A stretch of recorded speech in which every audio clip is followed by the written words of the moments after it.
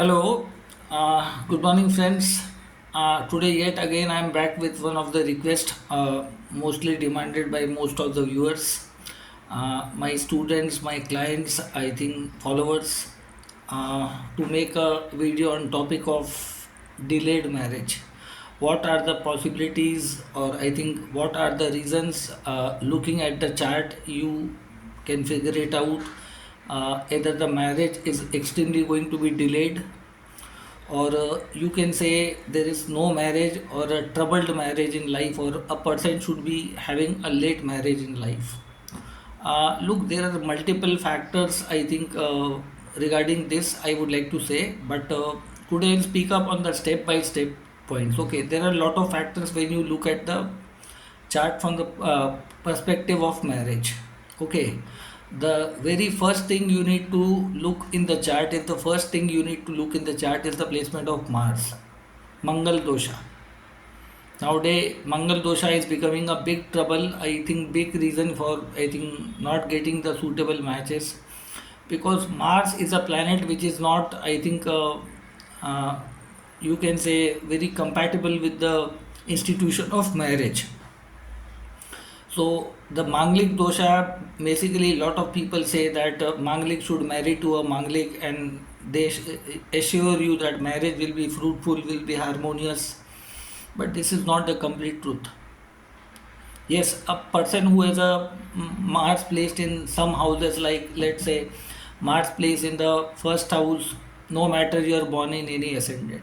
Mars is like a warrior by nature. It's sitting wherever and it is aspecting in whichever house, it will be like a fighter. It does not believe in the term called compromises. Marriage demands compromises, adjustments.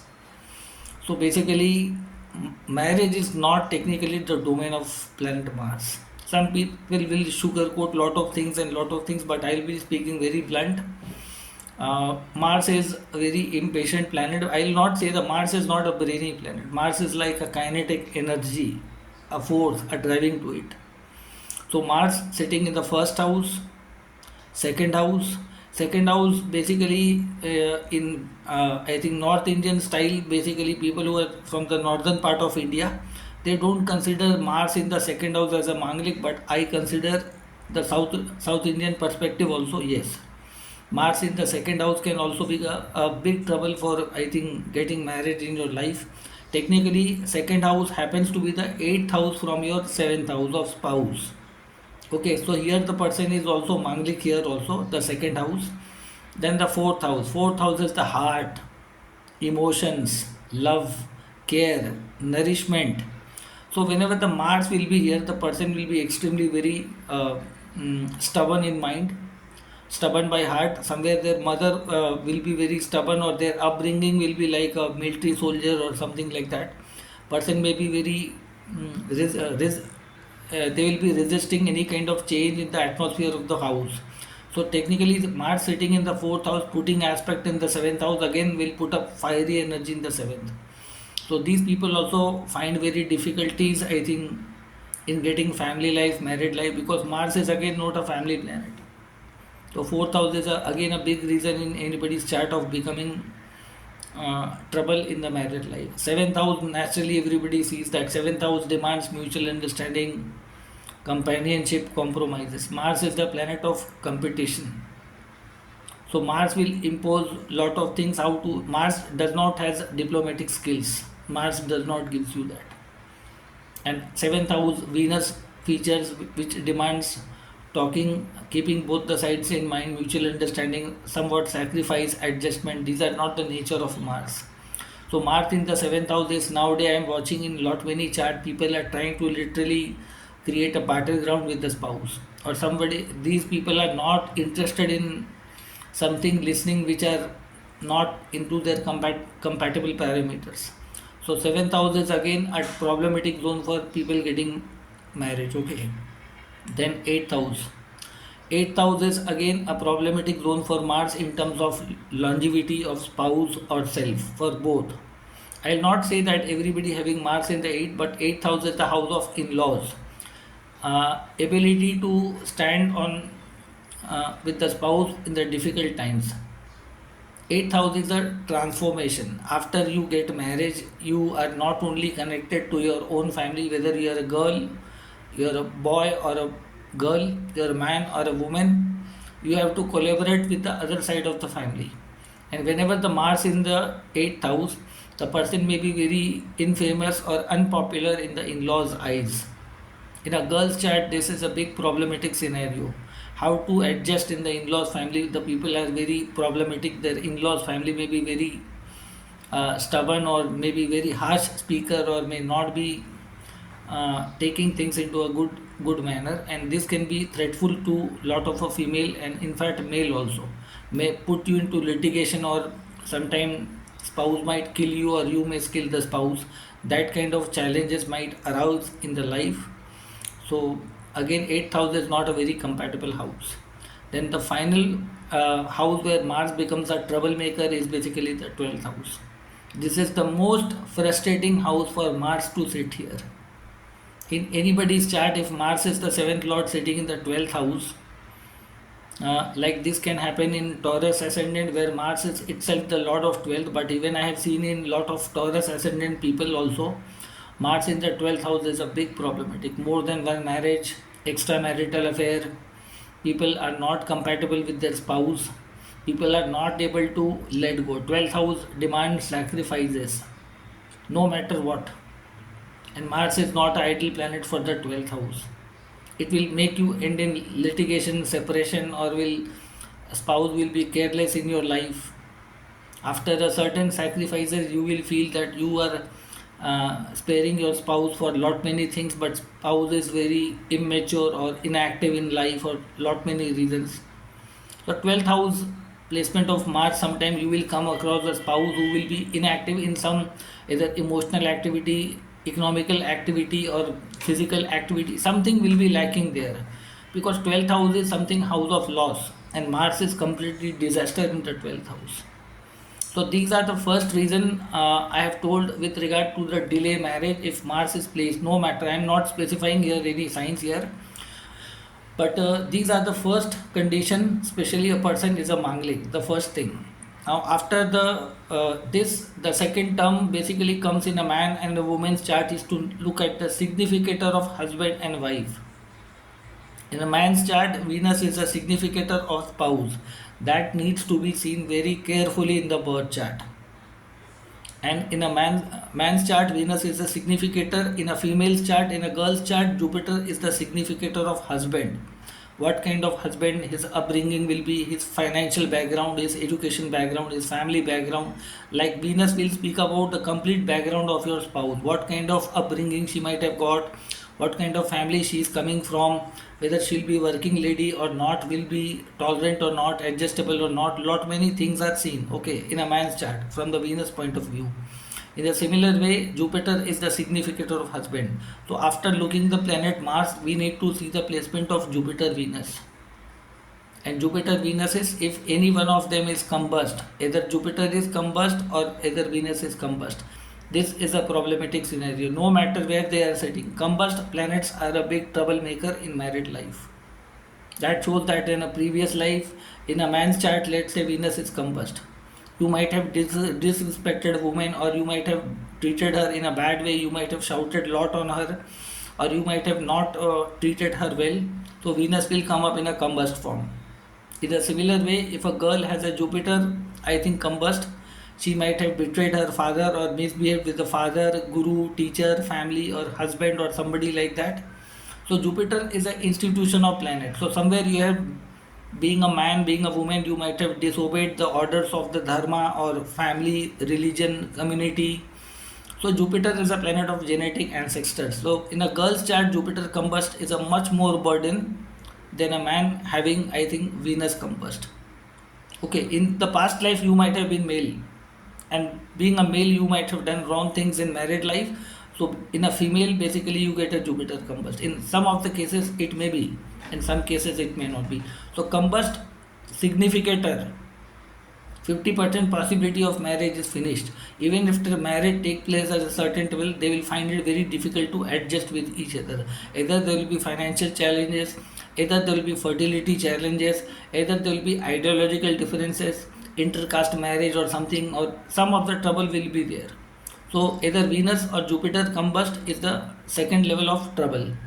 Now apart from that, whenever the Jupiter or Venus, any one of them are sitting in the houses like 3rd, 6th, 10th and 11th house, these are the houses of Upachya houses, where you need to constantly put efforts throughout the life in order to get the better result of these planets. These are the houses made for cruel planets. Whenever Jupiter is sitting in the 3rd, 6th, 10th, 11th in a girl chart, even if you get married, husband will struggle either financially, either family life, either job life, or either lot of ideological issues. These are the houses of conflicts. You have to take it. Third house, too much of effort throughout the life. Sixth house is the worst placement in a female chart, in a Jupiter. You might have made the whole community, whole society, your family, genetics, in-laws, everybody enemy in the past life. Jupiter is the karka of your ancestors, your merit. So Jupiter in the sixth, either in a man chart, in a woman chart, but most probably in sixth house in a female chart is the most disaster planet. Sixth house. Okay. Then I think 10th house. Why 10th house? 10th house in the Kalpurusha chart, either Venus goes there, either Jupiter goes there. These people will be very career ambitious. For them, their position, their ability will be great. Okay, even if they get married, they will have a trouble creating babies. Their priority, once I'll settle in my career, I'll get the desired income, then I'll marry.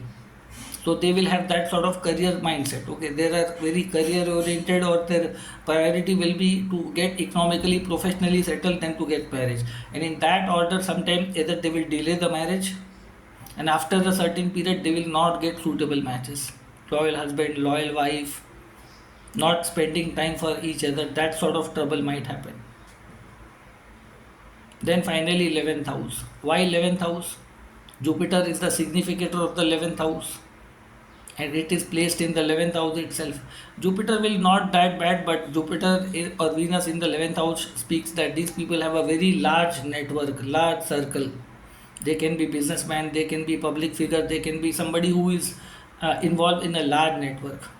And here 11th house, I will not say it will always destroy, but sometimes this will create a trouble in the married life. Why? Because people might have doubt on each other, might have trust issues. A female watching his husband is having too many friends, colleagues, associated. The husband may be in that profession, or the husband having Venus in the 11th house. Spouse will have a big network, big family, she'll be publicly famous or something, and that can sometimes create a trouble for getting married. Or you will be ambitious, you want to marry a completely rich, settled guy. Okay, public figure or something like that. And sometimes they are in such situation that they do not meet your requirements. So these are the Upachya houses. Whenever the significator kind of a planet is basically sitting in 3, 6, 10, 11, this is the third category where basically marriage gets delayed. Okay. Then after that, either I think Jupiter, Venus retrograde anywhere in the chart. This is sufficient enough reason to get delay marriage in life. If the seventh lord is a retrograde combust, that can be one of the reason in the birth chart to see, I think, delayed marriage in life. Apart from that, there are some other placement in the birth chart when you see the seventh lord sitting in such kind of houses. Let's say seventh house lord sitting in the second house, which is the eighth house from the seventh house. This can be the reason for delay marriage. Seventh lord sitting in the sixth house, 12th from itself. Again, this is the reason for delay due to health reason. Some of the reason you might have a trouble with the job, colleague and anything. Seventh lord going into the eighth house. Although this is a one house ahead of the seventh house, but still lot of certainty, adversity, fear, anxiety, worries may cause delays in your life. You may not sure about that. Seventh lord sitting in the 12th house. Again, this is the most frustrating house for seventh lord. In some of the ascendant, the 7th lord, 12th lord are the same planet. Like in a Taurus ascendant, Mars is the 7th and 12th. In a Scorpio ascendant, Venus is the 7th and 12th. But I have seen in both these ascendant, whenever the 7th lord has gone in 12th, more than 50% chart, either they get married very early, either they get married after 30s. or they have gone through lot many trouble in their life, lot of separation, lot of detachment. So these are the problem basically I have seen for the delayed marriage in the birth chart. Okay. These are basic some factors I think you need to know that why this happens. I think delay. Okay, like if there is a basic things, basically if you are a manglik, definitely you should go for a manglik person for marriage.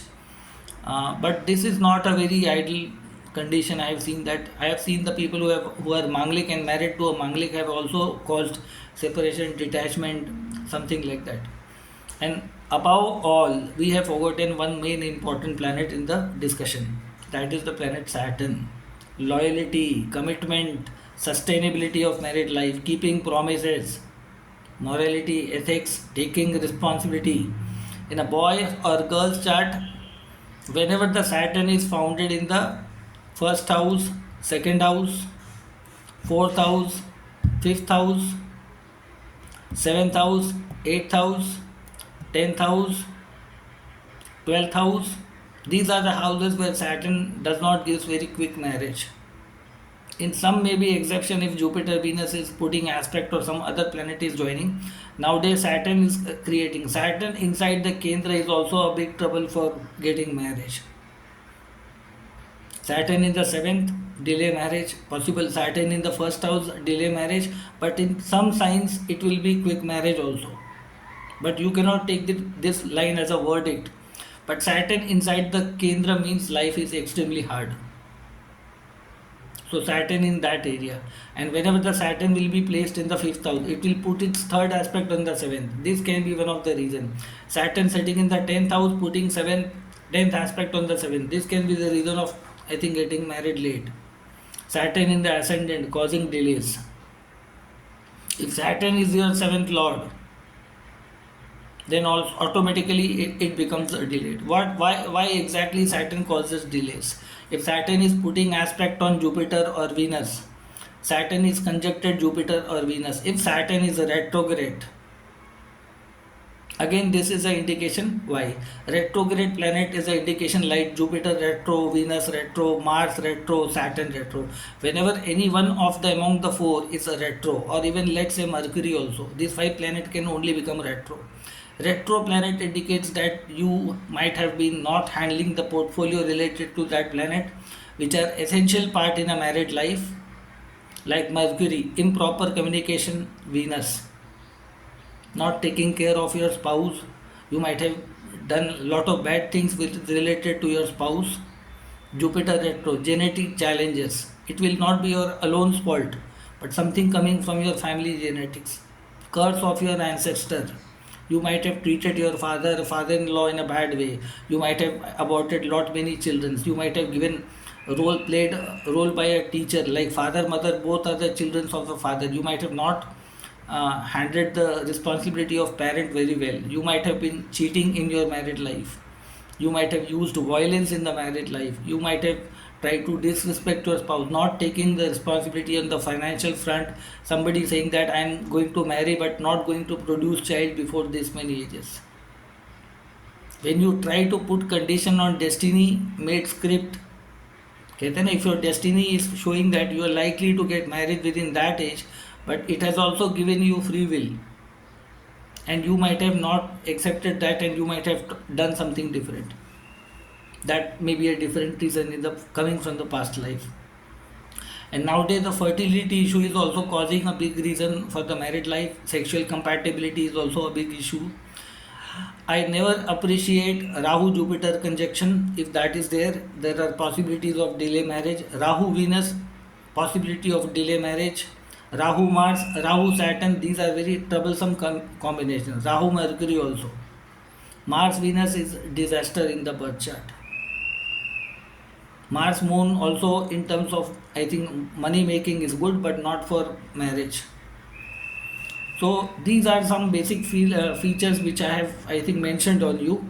And those people who are watching my video through my timeline or through my page Astrology with Manav Shastri or through my group Cosmic Lights, I would like to I ask you to, if you have not subscribed the channel, please subscribe. I think that will help you to bring more better videos, more I think detailed insight. and I'll be coming with one part 2 of this, I think, video, because this is something I have given you addressing the problem, which are the problematic possibilities of delayed marriage or troublesome marriage. Okay, the part 2 will come up with the solution with regard to being a manglik, being a retrograde, or being whatever things I have mentioned in this video. The second part will be connected with the solutions related to that possible solution to make sure that you get married in the proper way. Okay, so the people who are watching my video, drop down the comments. I think if you have any queries down, like the video, please subscribe. If you are not subscribed, please subscribe. I think this channel desperately needs your help to grow, because that subscribing in numbers, large numbers, will help me to motivate, make more videos on this topic. And you can also drop down the topics if you want me to cover any specific topic. Okay, so I'll be taking care and making videos on all these areas. Okay, so that was in today. I'll be coming up very shortly with the part 2 of this video.